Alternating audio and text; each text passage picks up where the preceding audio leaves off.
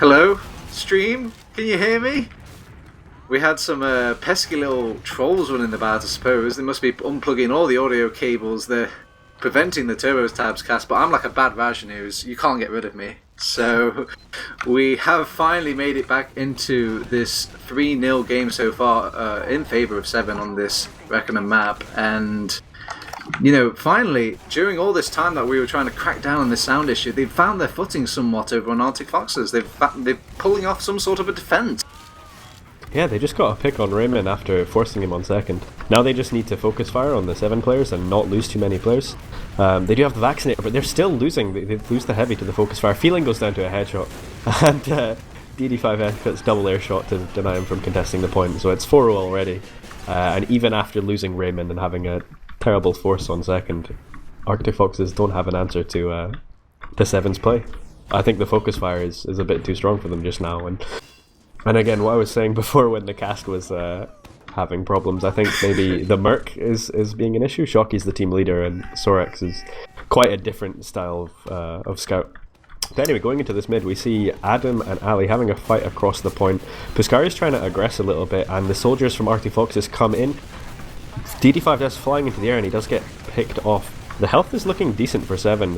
Their pocket targets are playing passively, but Raymond goes down to a bomb from Feeling, and now it's a 4v2 fight in favour of Se7en, and they're just going to clean it up, I'm sure. Unless Sorex can pull off a miracle. Or oh my god, they actually kite everybody there. That is incredible. Just, I guess, fighting skill coming out from Se7en there, using all possible terrain to kind of juke and avoid the fire, and just working off each other's teamwork to actually survive against that last scout there. There was a little boy that he was going to just clean up everybody there. Yeah, it was a bit of a messy mid, that one, compared to the previous ones that no one could listen to. But we do see Arctic Foxes coming out onto second, trying to retake the second point, but they're just taking so much spam, and the focus fire again from Se7en. Adam's so weak. Oh my god! And he goes down as well as Sekaz. So another 2 picks pushing last. It was risky for Arctic Foxes to try and contest that, but they're going to try and hold last here against the 6 players of Se7en TurboTabs. We are an absolute force to be reckoned with. This is their final stand now over on Arctic Foxes, and you've already got Puoskari who's capturing the majority of it. The only person that can block is Raptor, and he's going to immediately get minced because he's just a poor little medic. What's he to do against a beefy scout like Puoskari? And there you go, 5-0. That is that's a quick game, dude. I wasn't expecting that, in honesty. I thought Arctic Foxes, when they're playing well, I think they're one of the better teams in Prem right now, and I thought they would have been able to contest Se7en a bit more. Again, maybe they're very reliant on their main roster, and the Merc is just playing too much into it, but I was looking at the logs from their warm-up games, and both of these teams were playing pretty well before, so I'm a bit surprised that Arctic Foxes just got rolled in, 14 minutes? Yeah, maybe it just shows the caliber of Se7en right now. If they're firing on all cylinders, nobody seems to stop them. And I did honestly page this match to be quite a dark horse contender news. I mean, Arctic Foxes, I think, have surprised a lot of people with how well they've been doing just in the gameplay-wise. I've caught a little bit in the VODs here and there, and they've been impressing me so far. So I thought they could definitely even take probably even a point or so tonight, if just considering what kind of maps they were. But if Se7en are going to keep up like this, I just can't see it happening. Yeah, I mean, I'd say that there's quite a few star players on Arctic Foxes, and I think there's a decent amount of talent that can probably contest with some of the Se7en players.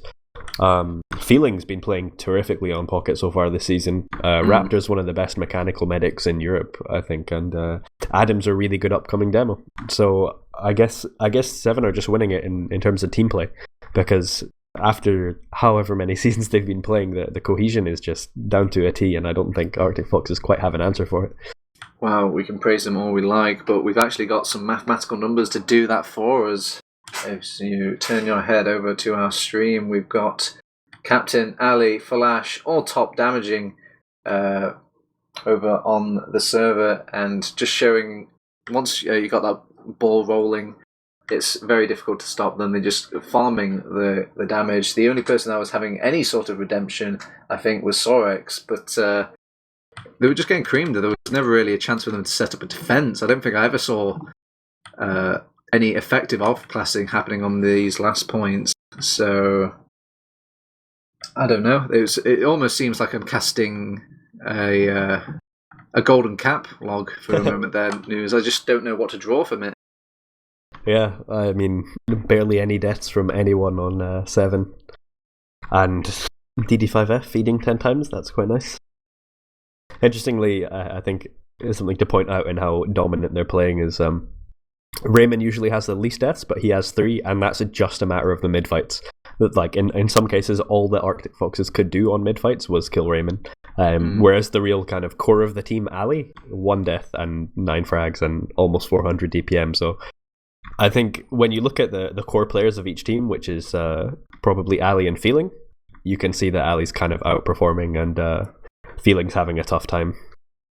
Yeah, it's only going to get more tough when they go into their next map, which will be Product. But I'm talking back about those medic deaths on the middle. Like, it strikes me a bit strange when I see teams go for these medic picks on this middle part of the maps during these mid fights. I mean, maybe if you get it early, if it's like falling into your lap, it's okay. But when I see teams like centering the entire mid fights around taking out the medic, it usually doesn't work out, especially for teams like Se7en, where they can just play off the decision making very well. And they know that once their medic goes down, they can just go into an absolute frenzy and immediately follow up, take out your medic, and from there, maybe just from all the chaos ensued, they can just wipe out your entire team. So I don't think the answer to beating Se7en here is to take out Raymond on these mids. Yeah. They need to start maybe focusing down Ali as soon as possible, just see if they can just get him down immediately before anybody can really support him out. Because I know these soldiers over on Se7en like to branch out away from them, trusting their scouts to look after the demo. But if you can, that's still going to be the weakest point where they can sneak up onto Ali. Yeah, I think it definitely, especially considering that Raymond is the best medic in the world right now, and like he's got to be the hardest medic to kill. And not only is he insane, his team are really good at focus firing the people that are aggressing onto him and isolating picks one at a time. So if you're trying to play against Se7en by putting pressure on Raymond, he's going to make it very hard for you to get that pick, and his team is going to put a lot of pressure onto you. So I mean, they might get kills on Raymond, but I would expect that they'd be losing 3 or 4 players each time that they do, and they're just not going to put any pressure on the fragging classes that are the ones that have the real impact on, especially this map. Exactly. Viaduct's such a fragging class heavy map, and I think the players on Se7en with their focus fire and their team play and their timing, I think we'll see a lot of coordinated aggression, especially from the soldiers and scouts. Ali plays sort of like a rock on this map. He just doesn't let things get past him, and he puts out so much damage that, like I said, he's the core of the team, and it's all centered around him. So I agree with you. They do need to be pressuring Ali if they want to be winning some points or even just some time on this map, because he's a force to be reckoned with. Mm-hmm. I'm going to address the elephant in the room news. Now, in theory, this is still technically a Crowns team at heart. And every time Crowns come up, there's question marks about this Product map. In your opinion, News, are they going to be bad on this map? I think this... If I were to predict this, I think it'll be a 3-0 to Se7en. From what I've seen of them playing this map, they're very, very strong. Maybe even stronger than the previous Crowns lineup. But anyway, going into the mid, Ali is getting pressured quite a bit, so Arctic Foxes are playing it right so far. But Feeling dies to, I think, some spam, and there's so much damage on Arctic Foxes right now. Half of their players are below 50 HP. DD5 is in behind, and he gets the Market Garden on Raymond. Wow. Again, well, it's just that miracle play of getting the medic out of nowhere, but this time Raptor lives, and they have some players to be repushing here, TurboTabs. Yeah, so they can just get buffed up with the heals and start making the repush in, and because they don't have Raymond on that front line as well, they can't really pull off any sort of forward hold without making it super risky, so they will back off for now, defend this point at an arm's reach, maybe even give it away to Arctic Foxes, but I'm sure that's all part of the plan until they go for the double soldier bomb. It's like a massive blender, everybody's being launched into the air, but they do pinpoint Drac and Captain. Even Ali's been thrown and he's found the Raptor kill, and he's trying to maybe get the kill onto Psychaz, but that's asking way too much of you, Demo Man. He got the kill onto Raptor in the end. Mission accomplished. Yeah, they just knew that Arctic Fox's push was relying on that Uber advantage, and Raptor didn't have it yet, so they were happy to send all their heavy classes in to get the pick. But now Raptor switched to Vaccinator for the repush. Raymond doesn't have Uber yet, and they're just looking to play the cap time and keep their players alive. A lot of damage going on to DD5 and Feeling, but Raptor's keeping them alive somehow with the Vaccinator. And DD does die to a roller. Now Se7en are looking to retake the point, TurboTabs, and they're playing their position quite well. And you can tell Arctic Foxes want to position themselves to go for an aggressive move, but all the spam and all the the focus fire coming out from Se7en here, they just can't find that opening. You can tell the soldiers were just in a limbo state of like, do I go in, do I stay out? And Sorex trying to go for a wraparound, but will be caught out by Flash there. And just as easily it went back to Arctic Foxes, it went back to Se7en again, nuze. Yeah, and now we see that they've opted for a forward hold. They don't have Uber yet, but their position's pretty good, and Ali's just holding the cliffside, but they're on Vaccinator, so they're able to walk out without dying to the stickies. DD does die to a trap, I think, but I don't think Se7en are going to lose any players in return. So unless Arctic Foxes get some picks quite quickly, this is going to be disastrous, and they're continuing to lose players. TurboTabs, this is not looking good for Arctic Foxes. Yeah, I mean, once they get past that first difficult trial of breaking the forward hold of Ali's sticky trap, then they have to enter the fire of just all these Se7en players just firing upon them. It looks like they all tend to rotate round to the door that they're making the majority push from, and just disregard the fact that somebody could be flanking from this side, because who cares about flanks on this map, nuze? There's nobody's going to backcap you on Product. Well, they did get the pick on Raymond, so they should have a bit of a heal advantage going into this, but they're still on Vaccinator. They do pick up Captain and keep Adam alive with the bubbles, and Ali's quite forward on point, but he's not taking enough damage for them to capitalize on this. It looks like Se7en are going to be collapsing on them on point here, TurboTabs. You know what this means, nuze. I think they've taken a look at some old VODs where they were like, how did people beat Crowns before on this map? Oh yeah, they ran the Vaccinator full time and they just couldn't deal with it. So now they're just hoping that old trick is happening again, but they're doing a good job of just playing off the chaos, and you can tell the DM factor is just working so much better in Se7en's favour. Even with all these resistances, they're still getting pummeled by these soldiers. Look at them! They don't know which way to look, nuze. It's just such a messy fight, but the Vaccinator's not making it work. I think Talash and Puoskari are playing really well. A bit of aggression onto Raymond, but he's not taking a lick of damage. He's just too good at this game.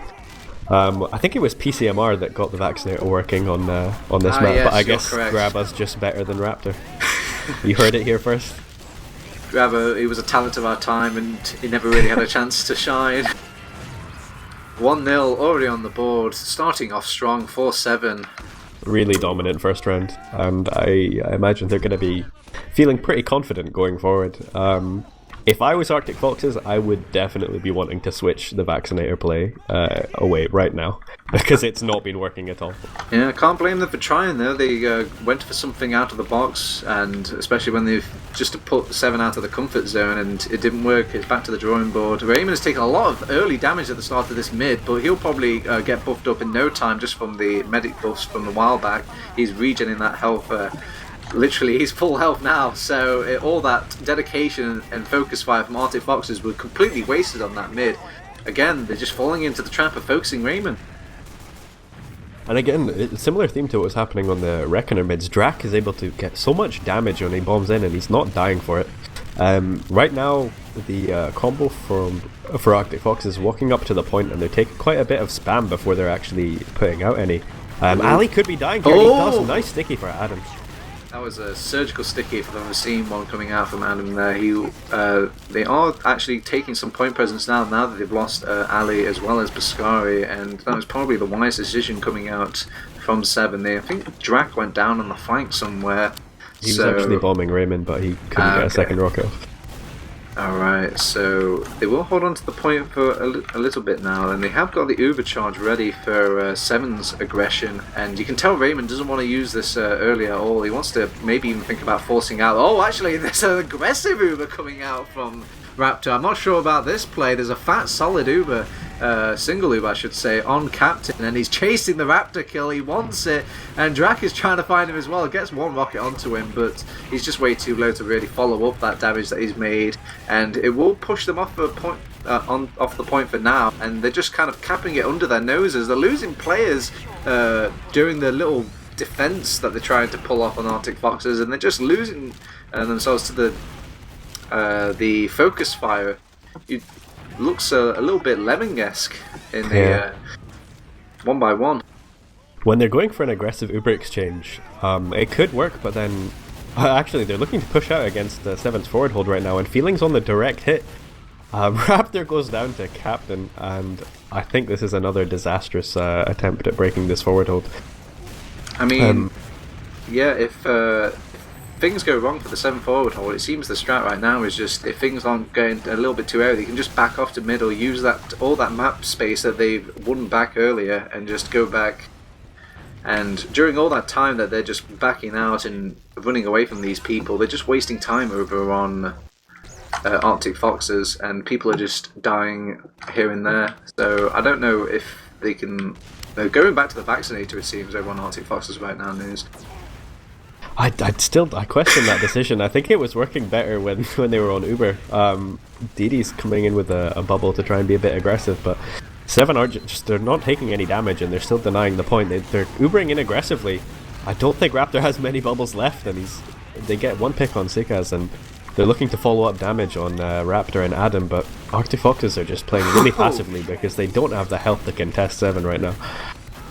DD5F has gone back to the respawn queue. He tried to jump into 6 players there, but just got anti-airgunned, and Adam is left pissing in the wind there. He was just trying to make the best out of that push with the bubbles, but he just can't puncture the 7 wall right now, and it's starting to like overlap the rest of Arctic Fox. Oh no, this is a bit of a pushback. Wow, holy shit, these scouts are just going to work for DD5 for Arctic Foxes. Where did that come from, dude? God knows. Sorex just decided he was having enough of dying, and he wanted to get some frags on the board, so aimbot activated. He showed up. He's currently on the same points as Raptor, who has vaccinator points. Ali's looking to walk out against this forward hold, and this is how you break a forward hold. Oh, but the damage coming out, really good counter aggression for Arctic Foxes to recognise that Se7en were breaking the cliff hold, and now it's just Captain and Raymond against 4 players of Arctic Foxes, but they're staying in. They're not quite backing out yet. They know that they have the spawn advantage, and they're just waiting for the players to come in, and they're going to punish the overextended players on Arctic Foxes. Feeling's quite alone on the left, but the vaccinator bubbles to come out from DD5F, and he's just going to get destroyed. The pyro, the flames coming in to counter the vaccinator there, TurboTabs. God, he desperately just wants to get back onto the ground so he could jump away on his own terms, but the pyro is not letting him have it. It's a famous trademark Se7en pyro push out. Where this is their way, their answer to these forward holds is going and relying on this pyro class, and he's actually sent the pyro to deal with Feeling, and he's just so feeble against this pyro. He can't really, while Flash isn't exactly laying out a major amount of damage, Feeling is not really trading the damage very well against him either. The thing is, though, it's not just good for the forward hold. Against the vaccinator, it brings in that 3rd damage type, and when you've got talented players like the Lash that can play like flare gun off-classing quite well on pyro, they can put out the damage to counter the vaccinator, and Arctic Foxes are trying to walk out against another quite aggressive hold from Se7en, and they're just feeding one at a time. Yeah, so just another textbook round from Se7en, like a nice counter to the vaccinator that we don't see that often in pyro. I could hear all the confused people from here. Why did they make that push there? Well, usually the time forces your hand when you're over on Arctic Foxes. You've got these couple last seconds, you just have to make a push, even in these very, very dire situations. So this is the final round, match point for Se7en. Or are we going to see the greatest comeback of Arctic Fox's life? The first thing I see on this mid is a double soldier bomb coming in from Drak and Captain, and he will trade with Feeling, makes him crater to his death, and has bought a lot of room for his team, but DD5F, he's behind, he's going on Spy, nobody's noticed, he's going for the med kill any second, oh, he whiffed it! He had so much time, and he just tries to butter knife Raymond. I don't think he has that much experience on Spy. He should probably stick to the Market Gardener frags. But with one player down for Arctic Foxes, and Uber charge and 6 players up for 7. They're still going to be holding on to this point with the spam. They do Uber on alle, and there's a trade of the demo Ubers on point. There's both teams are quite split right now. The position isn't really great, but Arctic Foxes are getting cap time on the point, and Se7en are looking to contest this with the soldier aggression and alle spam, and they do get the first pick, and they're denying the cap, and there's so much damage being put onto the Arctic Foxes players that they're not going to be able to contest this TurboTabs. Yeah, it looked like Arctic Foxes just did not have a plan for what to do against that counter Uber. Both of the soldier demo men were just stood on the point, scratching their heads like, what do we do now?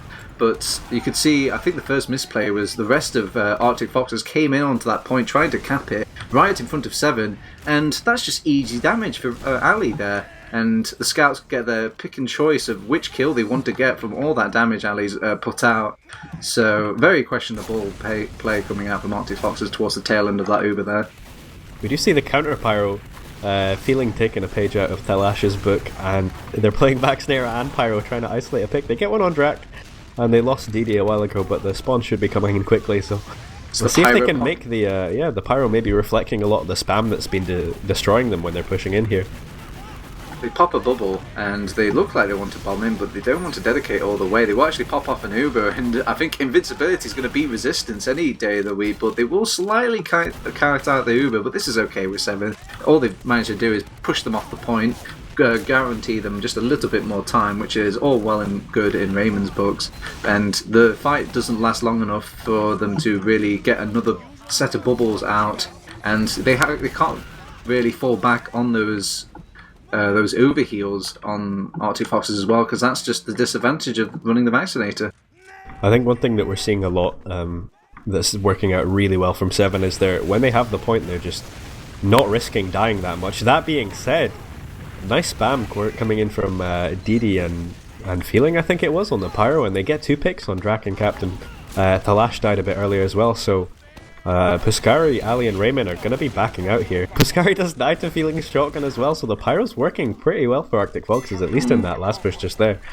That was quite a freebie coming out from Puoskari there. I don't know what he wanted to get done on that middle there. alle does decide the best of it and get back off with the rest of his team as they respawn now. They're looking to make a slow push over on the initial grass area, but nobody's going aggressive immediately for Se7en. They will pop off the Uber now and try and meet these resistances, and Raptor's doing his best to kind of just delay time, but they are capping the point like a good old team over on Se7en, and whilst they're making this Uber push in, and they will find the sidecast kill. Raptor's got nobody to heal though.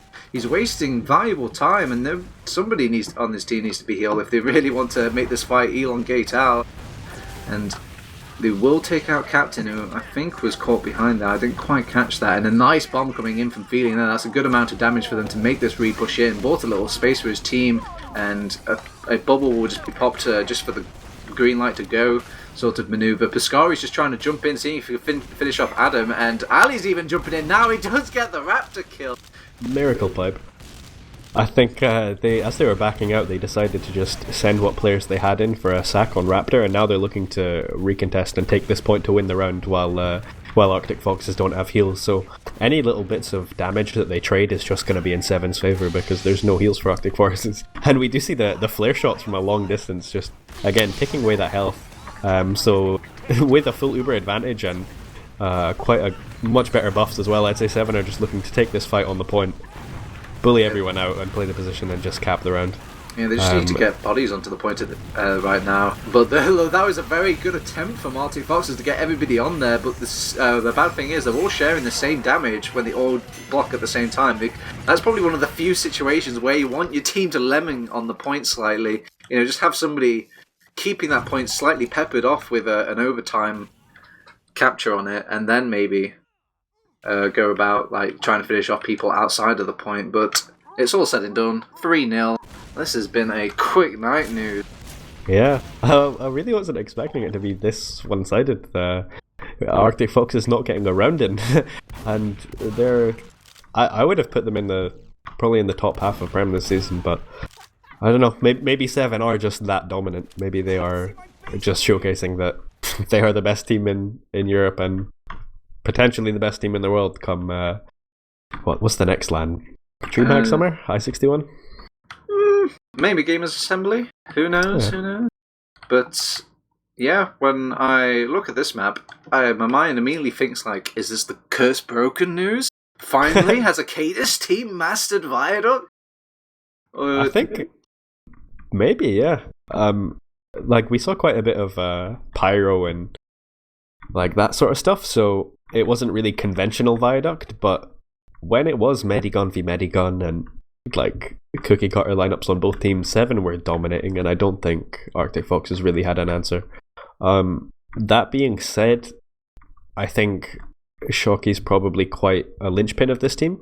And I'd imagine he probably coordinates quite a bit with some of the players. And if they were lacking that, I think it might have hindered them quite a bit. And in any competitive discipline, if you have a small disadvantage against one of the best teams in the world, they're going to punish you for it.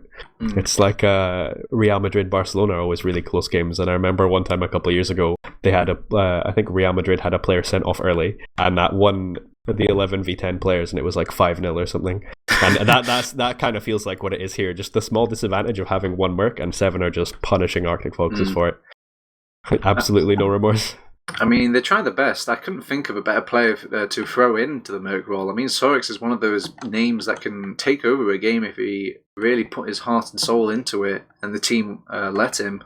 But I think Shockey's also that player that they kind of turn to for these... because he's got probably the most experience out of everybody on his team. He probably has a good idea of what he wants to do or pull off or accomplish on these maps.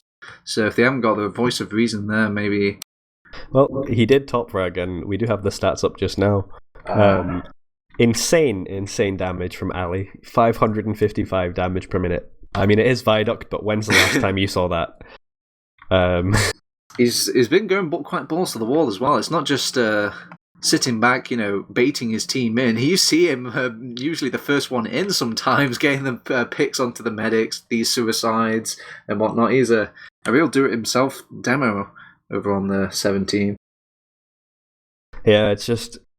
I mean, I was saying the individuals on Arctic Foxes are pretty talented, and I wouldn't say that they're that far behind the individuals on Se7en, but I think it's... When you're playing in a coordinated team with a good system, it's easy to focus on your fundamentals of your play, and the individuals of Se7en, every single one of them, I think, was shining this game. Especially, I'd say, Puoskari and Thalash. They were playing really good pocket scout roles on Viaduct. Just... focus firing well, being aggressive when they need to be, protecting Raymond when they need to be, so top class performance from those two. Yeah, the only weaknesses I really saw from Se7en on this map was when they lost a few disadvantages here and there, and they lost maybe the odd player. You do see some of the Se7en players turning into hero mode, thinking like, alright, this is my frag movie moment. They start going in by themselves. But, that's just tiny nitpicks out of overall a very well played game coming out from Se7en. And just taking a look at the medic stats now, and you can just see everything's been skewed out slightly just by the amount of vaccinators. God, could you imagine that 42 bubbles were popped during this game? It just doesn't look like it in the game, but the math is right there before my eyes. It's just I guess that's the beauty of it. It's a constant keep fighting weapon. It is good, but I think the big difference to highlight in the medic stats is that Raymond was putting out almost 300 more heals per minute. So especially on a map that's as focused on team fighting and DM as Viaduct, the heals will make a difference. I'm not sure if it was Permzilla that was playing in the lineup when they lost to Vaccinator on Viaduct, but like I said, Raymond's the best medic in the world, and from what I've heard from their scrims and officials, he calls a lot, and him and alle, I think, are the core players of the team. Ali's obviously like the main caller, but I think Raymond understands medic and like just how this game works on such a deep level, and I think he probably contributed quite a bit to the calls, especially against the Vaccinator, and how they used their Ubers to counter the Vaccinator bubbles. That was really impressive, because a lot of teams have difficulty with that, especially pushing last with the Uber advantage against Vaccinator. They're just not good at focusing the non-bubbled players, but I think Raymond, alle, and Se7en, they all called probably pretty well, and it was very coordinated. So I'm really impressed with how they were playing, and they're just looking better and better every week. TurboTabs. Yeah, this is just the first dipping of the toe on this first Viaduct map, they could still potentially refine their play on this map. And I'd imagine it's been a big goal for them as well. I bet when they first assembled this team was they wanted to get this product map, polished to an absolute crispy shine, because everybody's been singling out this map as like the easy map to defeat Se7en on. And now, once they've got this sorted, what weaknesses do they have? I don't know.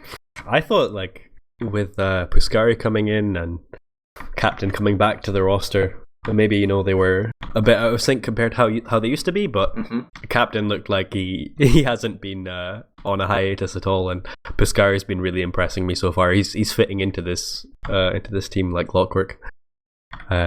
So I wouldn't really say that they have any glaring weaknesses. They look like a really, really strong team. Man, if I was the second place team, or this predicted second place team's coach right now, I would be quaking in my boots. Yeah, maybe. Well, I believe we're just going through the last little bits of our stats that we've been completely ignoring whilst we've been nerding out on the how to beat Se7en script. And yeah, we're just looking at points cap by zone. There's not really much to digest on a King of the Hill map. There's not much breakdown, no conversion rates, no nothing. Maybe you get to see a bit of swapping here and there, maybe a better scoreline to view or look at compared to than like a 3-0 scoreline. This should be an interesting set of stats, the frag differentials player v player. And like I was saying, like, you look at the stats, the Lash and Puoskari, the frag differentials that they have on every one of the Arctic Fox's players is kind of ridiculous. Man, you could tell this is an entitled product map. I guess I would always like to call it the Nemesis board, where you go to show who's been bullying who, and it's been a tough map for Roamers. They just can't seem to get done what they want to do, but maybe the stats can be deceiving. You can't always get a stat for how much eyes Drac is drawing away from the team, or you can't get a stat for how silly some of these initial bombs in from DD5F are and stuff like that, but still, it is a poor map for Roamers, and that's just the only reason for that. Otherwise, look at the Puoskari, look at the Flash, just duo. I can see they're going to be big names and lights in this upcoming year of TF2. The next big TF2 scout duo.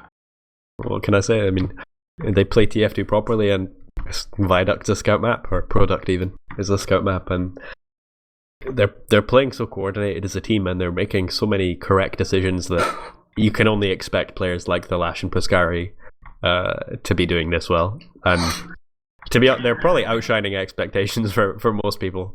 There is another disadvantage to that vaccinator news. Look at those deaths during Uber. I don't think I've ever seen that stat so high, but I guess it goes to show that you could be resistant as hell, but you're not going to be resistant to death. And other than that, I don't think I can really draw many conclusions from these statistics here. The vaccinator really throws a wrench in the works when it comes to breaking down these logs. Yeah, I think the kills during Uber stat can kind of just be ignored for Arctic Foxes, because the amount of quote-unquote Uber charges that they had from the vaccinators doesn't really count, but you could see that the frags and deaths post Uber was a big difference maker. And again that comes down to just the focus fire and the positional play and the constant spam from Se7en, that they can just clean up players like left, right and center. And another thing I think that's a bit overlooked on Viaduct, at least by most EU teams, is the spawn advantage plays a huge part in this map. Yes. And I was really impressed with the fundamental play of Se7en to not or limit their deaths as much as possible when they have the point. But we just didn't see that mirrored on the Arctic Foxes side. So what would happen would be, because they're not losing any players, they're only losing one player and trading for two, that kind of thing. Like the spawns for Arctic Foxes don't really make much of a difference. Whereas if they did lose two players for two players, like that's a 6v4 fight in favor of the Germans in like 10 seconds later. But just really nailing the fundamentals of this map, and I can't say anything but I'm impressed. with Se7en. Well, while it is the 7 show, it feels like I'm going to throw a praise to Arctic Foxes. I was looking at the scrims of Se7en earlier, and some of these forward holds from Se7en, they looked near undefeatable. But on the bright side, Arctic Foxes did puncture a lot of these forward holds, so it's something, Amik, news. Yeah, credit where credit is due. Arctic Foxes did pull some nice little tricks out the bag. A couple of aces up their sleeve. Ali is messaging me saying that he is here for the interview, so I don't know if we want to bring them in just now. All right. Well, I'm gonna scarily alt-tab for my TF2. Pray for me. I believe we have Ali and Puoskari. There is also a Hafficool in Mumble, but I don't know if that's actually Hafficool. I guess time will tell. Is that the mascot? Let's go for it. Let's bring everybody into the party. Hello, team. Hello. Hello. Congratulations on your dominant victory. Thank Thank you. you extremely hard. Is this Hafficool that we have with us? Yes. He's in Korea. He's in Korea right he now. doesn't have a mic, apparently. Yeah. He's Stefan Hopkins, young version of that. Young Stefan. Well, thank you, Hafficool, for turning up to an interview, Mikeless. That is. You'll have to use text-to-speech for this one. He said, I came here for 7. Alright, so first off, we've already mentioned, congratulations, Ali. Congratulations, Puoskari, on the easy win. Congratulations, Haffy. Congratulations, Haffy, as well, I suppose, in spirit. Thank you. I appreciate you.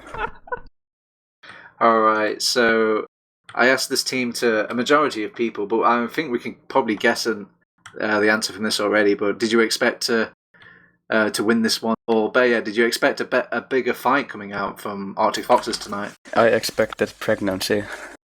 Alright, to answer the question, I don't think we expected anything. We just come in and we play. I don't think we have any expectations, but obviously, we would be upset if we didn't win. But yeah, I don't think we don't come into any games thinking this is gonna be easy as fuck. Yeah, I respect that. I think it was quite clear that you guys weren't really expecting too much because you were very focused on adapting, and when they were bringing out the vaccinator and the pyro and all that, I think you all adapted really well. Yes. A bit of I'm curious, how much is the calling split? I mean, I assume that Raymond's quite vocal on this map, Ali, but I'm wondering if that's the case. Yeah. Yeah, this game he was pretty vocal because of the different adaptations. He was calling for that's what I was pyro expecting. and shit. But usually it's I call almost everything, decision wise, I guess. But on this map it was split between me and Raymond, I guess.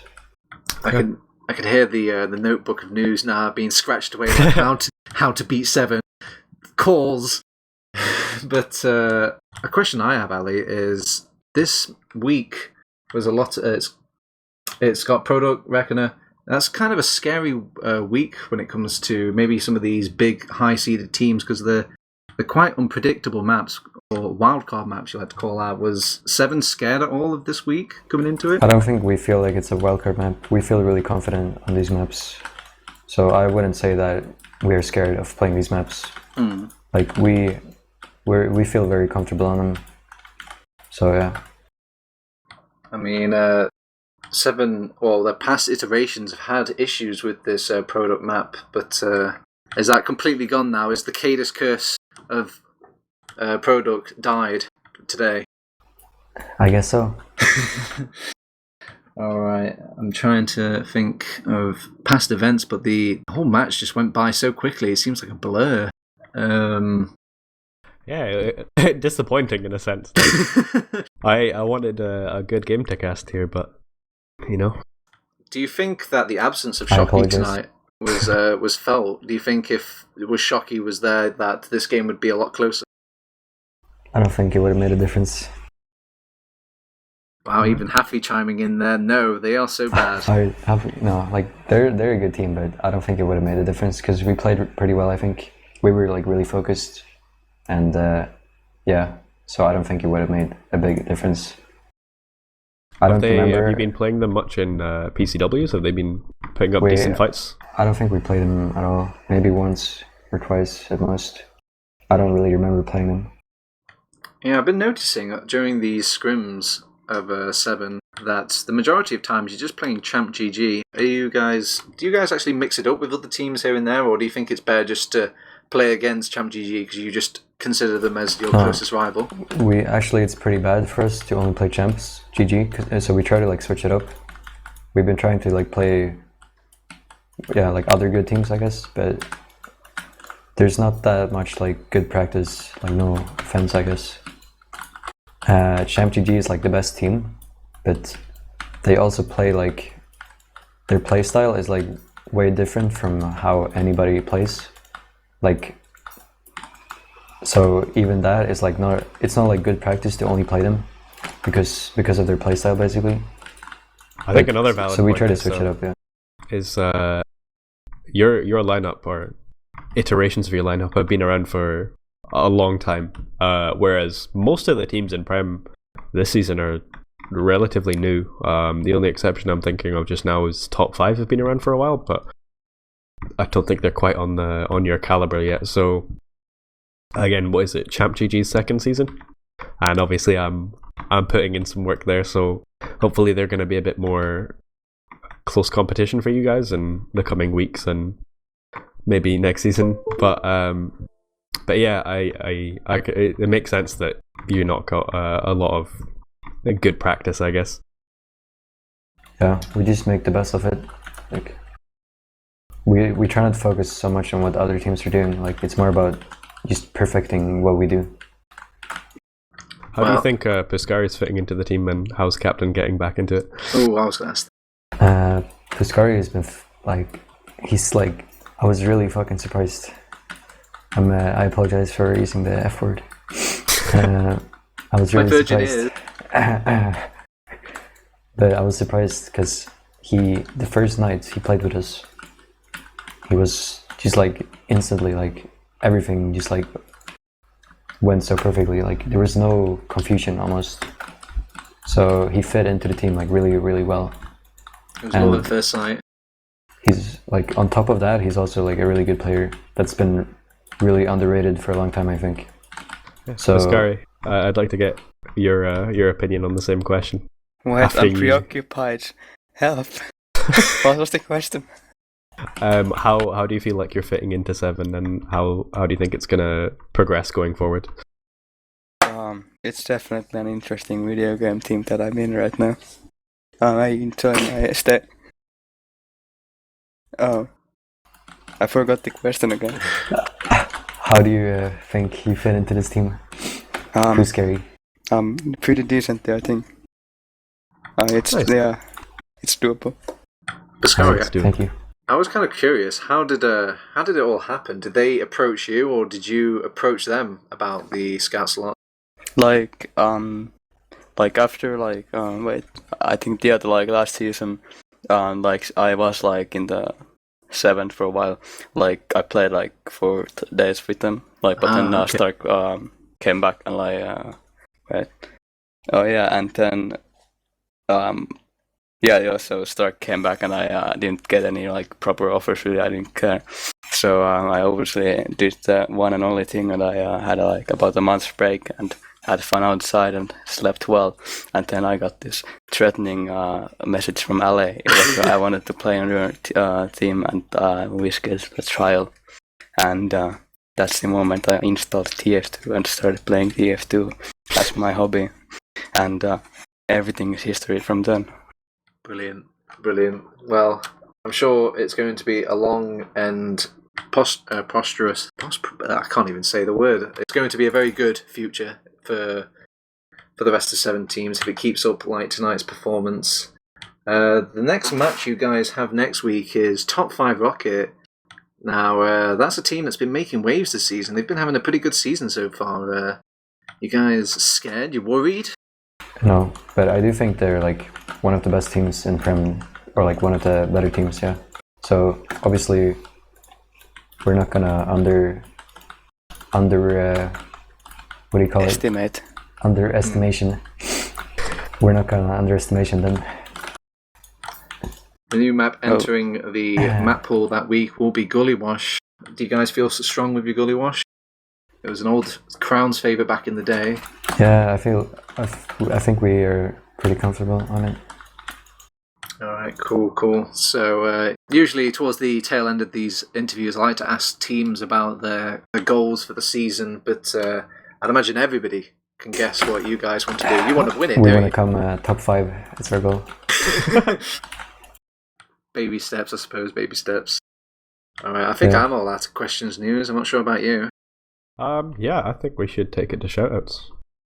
Alright, I'm going to start off alphabetically. So, alle, big shout out. A shout out to Puoskari. What? There you go. Alright. I'm going to actually throw a bone to Hafficool, who's been patiently sat in the chat here, chatting shit the entire interview. So, Hafficool, have you got any shout-outs for us? Quickly, type as quick as you can.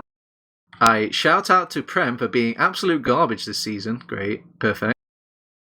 And shout out to Captain for being still being cooked to playing this shit game. Cool. Filthy Overwatch main, to be honest. Peace. Microphone dropped. Alright, Puoskari, you must have a special someone out there to thank. Well, I must definitely shout out my old previous team, Gala squad. Shout out to the boys, XD! Exclamation mark. Don't worry, News, I haven't forgotten about you. I was just giving it to our Steam guest yet first. So come on, News, you're itching for that shout out. I will shout out Bark and Carpi, my 2 flatmates. Nice. Like, what the heck? What is this alphabet? Russian? Whoa. I was going guest first, and then production crew. Oh, it makes sense now that I think. Don't question my ways, Puoskari. Anyway, I'm going to give a shout out to the viewer, because nobody else will. You're the reason we all do this. Well, maybe not all of us, but we are the reason TFTV does this. So thank you for tuning out there and being incredibly patient with our sound issues at first, all the issues we had tonight. So thank you for that. And also I'm going to give a big shout out to all the TFTV behind the scenes for doing all the little parts and bits. It's truly been a great time working with all the new recruits so far. And yeah, a big shout out to Nuze as well for co-casting tonight. He's been an absolute pleasure, really insightful as always. And a big shout out to Amik. I mean, it was a rocky start at first, but I don't think it was all Amik's fault. It was just, I think the luck just ends up finding him. The bad luck even ends up finding him. So I'm still going to give him a shout out. And he has a pretty sick stream as well. If you want to catch that, Amik __ on Twitch. So that's it. Team Fortress TV signing out. This is ETF2L Season 26 powered by TTE Sports. And this is our Week 4 coverage of Product, Reckoner, Arctic Foxes, and Se7en over with. But don't worry, I'm going to upload this VOD right after this interview, so you won't miss the action. And you will find that on our event page a little bit later on. And if you're really patient, if you wait like a week or so, it will come out on YouTube publicly if you want it in your personal sub box. But we've also got a Twitter if you prefer to talk rather than to watch. We also got a Facebook if you prefer to like things, then watch and talk. We've also got a website if you prefer to do all of the above. That's teamfortress.tv. I've been TurboTabs. With me was Nuze, and our guests tonight were alle, Puoskari, and I suppose Hafficool and Amik on production. Thanks for tuning in. See you next time. Come, PogChamp.